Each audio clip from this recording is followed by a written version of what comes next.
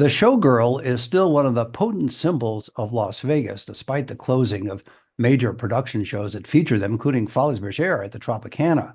But fear not, the Showgirl lives on, and my guest will explain why. Singer, writer, and producer Maren Wade will star in Confessions of a Showgirl in Myron's at the Smith Center Wednesday, November 6th at 7 p.m. The show is based on her popular Las Vegas weekly column, Confessions of a Showgirl. For ticket information, go to confessionsofashowgirl.com, and you can follow Maren on Facebook, Instagram, X, and YouTube. And Maren, welcome to the show. Hi, thanks Hi for having there. me. So before we even get into the column, before we get into any other aspect, did you ever work in any of these production shows that I alluded to, including Folies Bergère?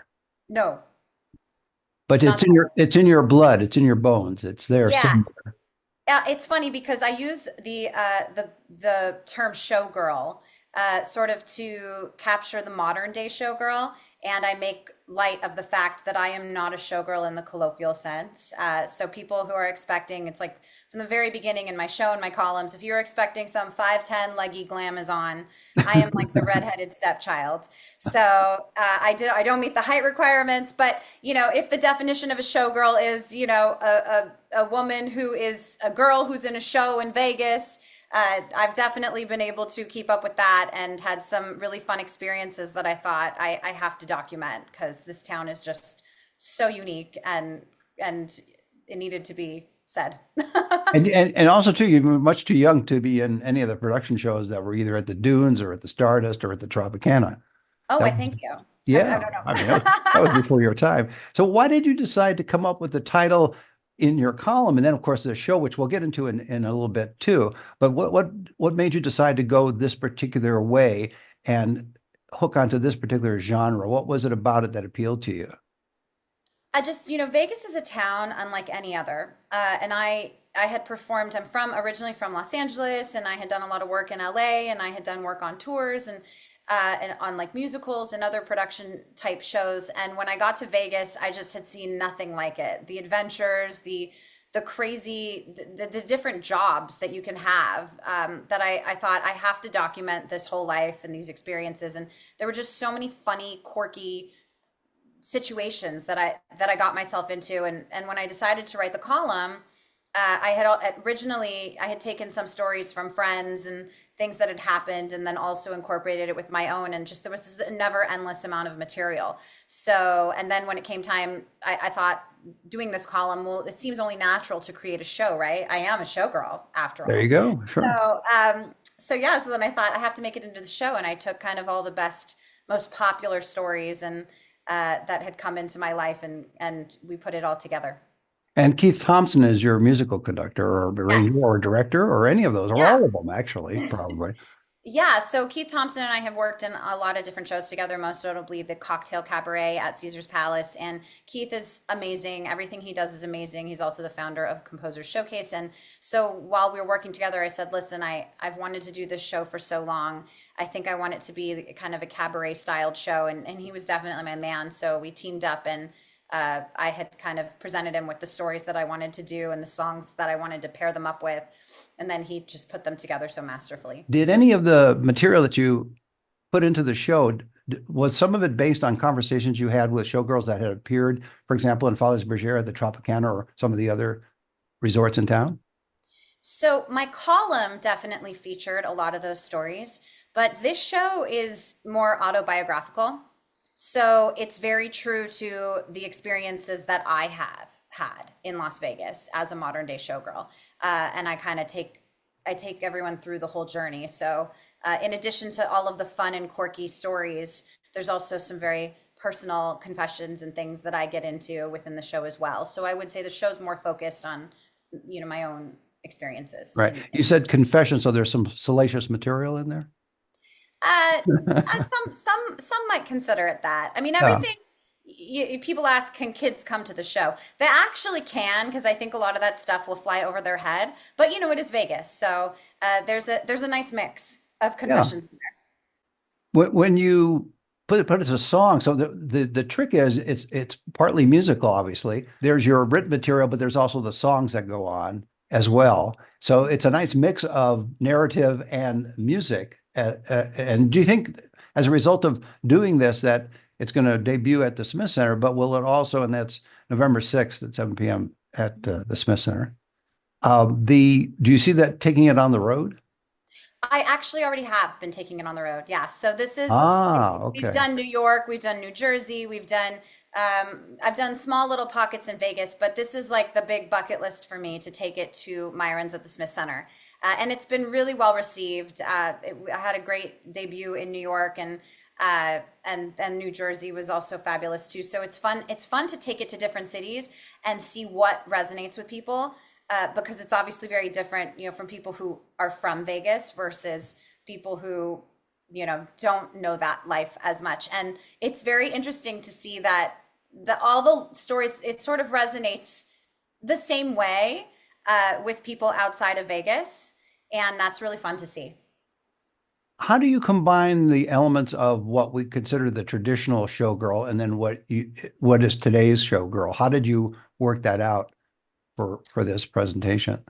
Well, I think, as far as what is a traditional showgirl, that's something that I have never really had the experience to do because I'm not five, I'm not tall and leggy, and those were not my opportunities. But I think my ultimate inspiration behind the column and also the show is that you can create a role for yourself, and that you can uh, connect to your inner showgirl. And so it's a bit of an inspiring message of finding yourself and defining who you want to be and not having those roles defined for you. What do you see as the showgirl from your point of view as the writer of the act and as the person in the act as well? What do you see the showgirl as, especially, I guess, in today's world? It's clearly different. Yes, you could have got some research material from talking to former showgirls that had worked in some of these places, but yours is a modern take on it. But what do you see as the definition in your head of a showgirl? I think that a showgirl is someone who identifies as a girl in a show who can really tell a story and bring bring a message to life in the world of entertainment. And I think that it's in finding themselves, like finding whatever their strengths are and their passions are, and then creating that space. So I think for me, that my overall inspiring message of this show is that you come here and you will identify with my struggles and my triumphs and my losses. You'll laugh at the funny situations I've been put into. You might get teary eyed at the other sort of adventures that I reveal. And so I can kind of put that all in and take you on a journey. And if in that moment you can watch the show and just forget whatever else is going on in your life and have that release and that whole experience, then that's the goal for me as a showgirl. And I think that other showgirls out there are doing the same thing. Well, for those who are listening and not watching, Maren is 6'5", wearing a That's right. headdress, and is a wonderful costume that she has on with jewels everywhere. It's an amazing and feathers. It's a great Yeah. look. I like that. So, are you going Yeah. to be doing costume changes or in your show at the Smith Center? There are some, yes, you could call them costume changes. Yes. Well, okay. Would you call them You have costume you changes? you'd have to come and see it. Okay, But fair enough. I do have different looks in the Oh, show. okay. I Yeah. like that. Different looks. Okay, that's good. I don't think going back for a second, you mentioned about moving here from Los Angeles. Mhm. Was it one particular thing that drew you here? In other words, did you have a job up here initially, or was it that you just wanted to try something new altogether? So I had been, born and raised in LA, and LA is a bit of a TV and film town. And so most of the jobs I wanted to be performing, in front of audiences. So most of the jobs that I booked were tours that took me away from LA, and musicals and things like that. And I was on one tour in particular. I was on the Radio City Christmas Spectacular tour. And one of my friends was friends with a Chippendale. And we had a stop in Virginia. Obviously, it was the holiday season, and he happened to be home for the holidays. And he was a very successful Chippendale who was in several different shows and did hosting and did a bunch of different things. And he had mentioned Vegas and everything that he was doing there. And I thought, well, Vegas is not that far away from LA. And when I got home from tour, I decided to go and visit and see like the show he was in and what was going on over there. And it ended up that they had a fill-in spot in the show that he was a part of. This was it was a show at the Rio. And they needed a female singer to fill in on certain weekends. So and then I ended up getting that part. So I would travel down from LA. I still lived in LA, but I'd travel down back and forth until I got my first full-time show there, which was, like maybe a year later. And then that's how I made it to Vegas. So it sounds like, based on what you were saying earlier, that it's really more you love the live presentation rather than film or television. In other words, you're getting in front of a live audience and Yeah. performing. You're getting that immediate fix of whatever that is in I terms do of the appreciate it in real reaction. time. Yeah, in Yeah. real time seeing people. But since then it's I've had a lot of different opportunities where I don't know if I love it all. I think I like the TV and film aspect as well as the stage aspect. But at the time that was definitely what was drawing me to Vegas. Did you ever spend time on the East Coast? Because you have a little bit of an East Coast vibe to you. And I was wondering because you said you grew up in LA, but you don't Yeah, seem an no, LA person. I don't. Well, I mean, yeah. Thank you. I don't know. I don't have much experience on the East Coast for the most part, but I do like to visit. It's a fun place to be. Yeah. Yeah. It was just interesting when you were mentioning growing up in LA, and I had listening to you and looking at you, it seemed that it was more East Coast than West Coast, but that may be just part of your transition to Las Vegas My where you're in transition, yes. Columbus. My transition to Las Vegas made me a East Coaster. Um, Yes, it did, as a matter of fact, because we have a lot yeah, of East it Coast kind of people did. here. Just Yeah. yeah, baby steps, baby steps. Yeah. Well, how long did it take you to write the act? So, I mean, it's been a really long process because, I mean, it originally started with a column and I wrote the column for 2 years. And then I wanted to turn it into a show. And this whole journey has been probably 10 years long because Mm. in the time, there were a lot of breaks and stuff in between. But what I thought the show was going to be when I first set out to write it, it life happened. A lot of stuff happened in between. It took longer than I thought it was going to take. And it ended up becoming way more profound than I ever would have thought. So, what I thought was first going to be a fun, lighthearted look at a showgirl's world turned into something, much more. So it's something I'm really, really proud of. And obviously I can't reveal too much about it. You'd want to go and see the show. Otherwise I'd, ruin certain things. But I do get very personal and talk about some stuff in my life that obviously I didn't expect would happen at the time that I first set out to write it. Mhm. And also didn't expect that I would talk about, right, in a show. So I do reveal quite a lot. When you mentioned earlier taking it on tour and you performed in New York, et cetera, at the end of the show there in New York and the other cities that you've done this, do you get an interesting reaction from the audience? You may either have a meet and greet or you just meet people afterwards informally, but do you get feedback from them on what they thought they really enjoyed about the show? I do. I get feedback. I think one of the biggest things they say is like, oh, I wasn't expecting it to have, all the feels. They were like, they really felt the same way that they were coming in to see this fun, lighthearted show, which it does have. It has a lot of comedy, a lot of funny, crazy situations. But there is a really touching part of the show that I think is very special and adds a level of depth that I think most people just wouldn't expect when they're coming in. Do you find for yourself that when you perform it, well, when you wrote it and now when you perform it, do you get a catharsis from it? Yeah, every time. Yeah. And I think different pockets stand out to me every time. I learn something new every time, even still, whenever I do the stories and the numbers and go through the whole journey. Do you think that, and I'm speculating here because it's a very personal show, but do you see down the road as it gains more and more success that you could, in essence, have a road show with someone else in your role? I Or mean, I've thought of it, but I don't know. At this moment in time, in its current iteration, I don't really see how that could be possible because it is so personal and it is Mhm. so tailored to my story that I think that might be a little difficult to do. But you never know. Yeah.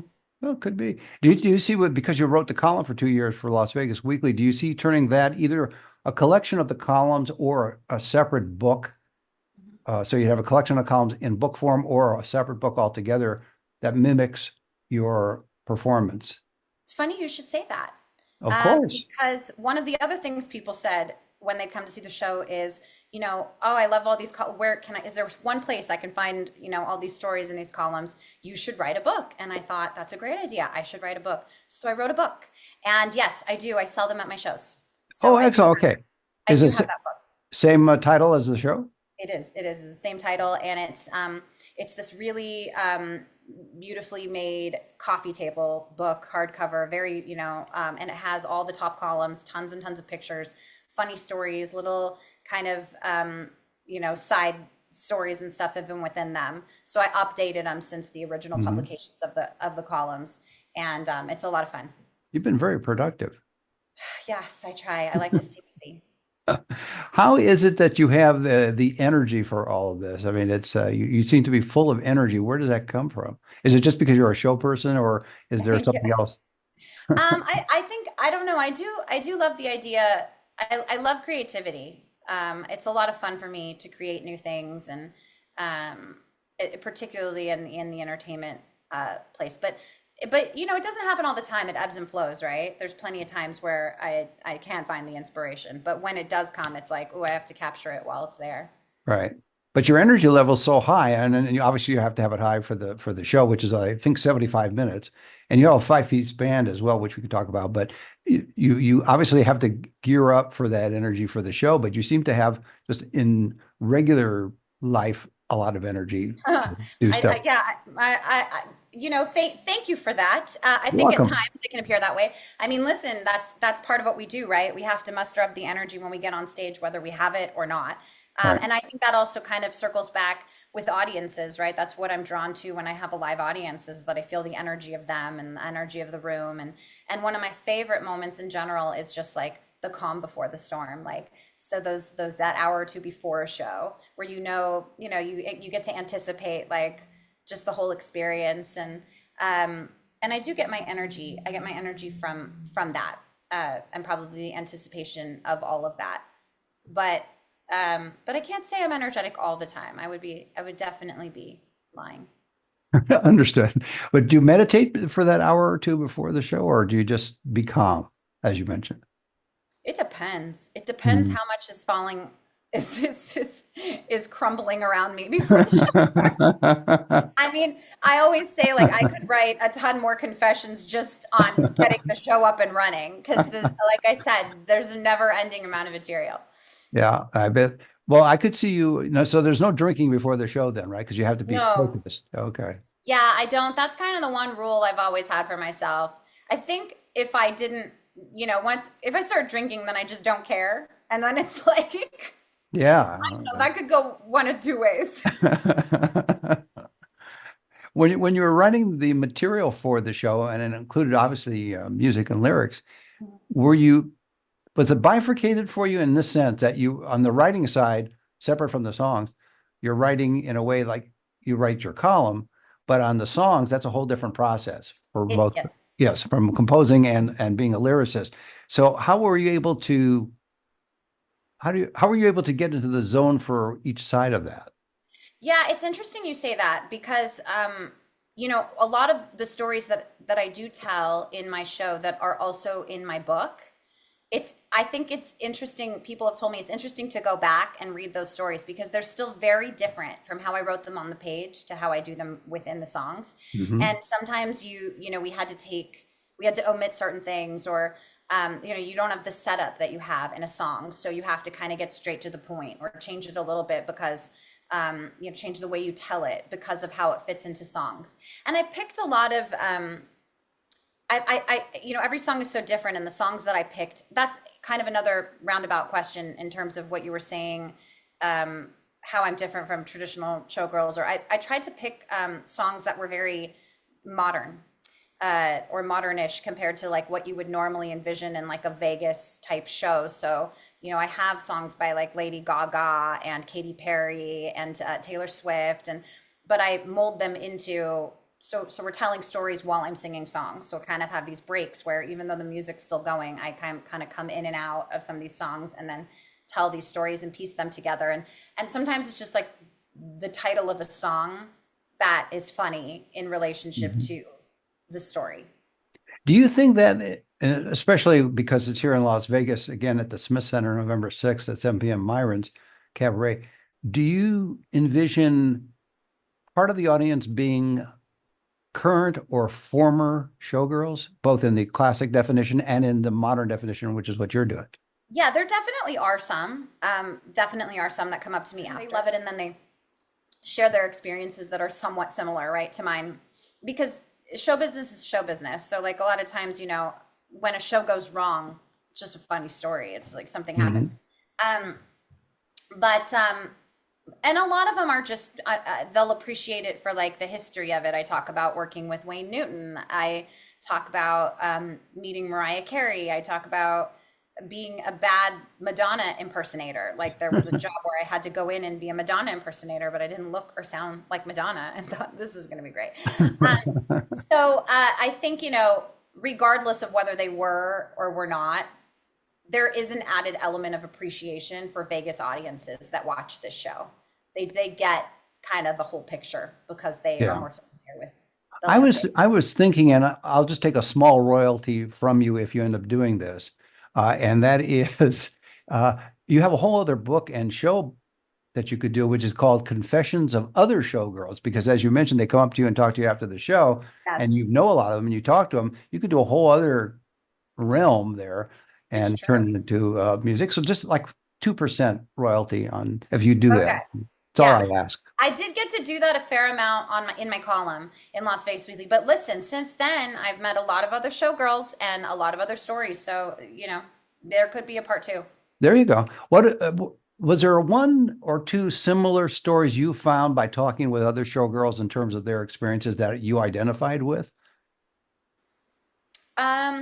Or similar experiences that they dealt with something on stage or off stage and it rang a bell with you and you, oh yeah, well, I went through that too as part of your journey. Yeah, I don't know how much of that I did.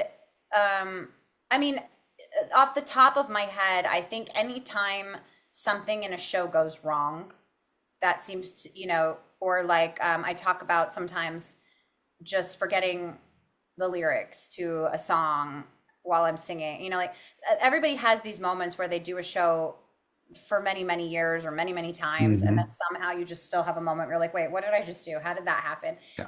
I think, stories like that, but I can't think of anything, specific off the top of my head.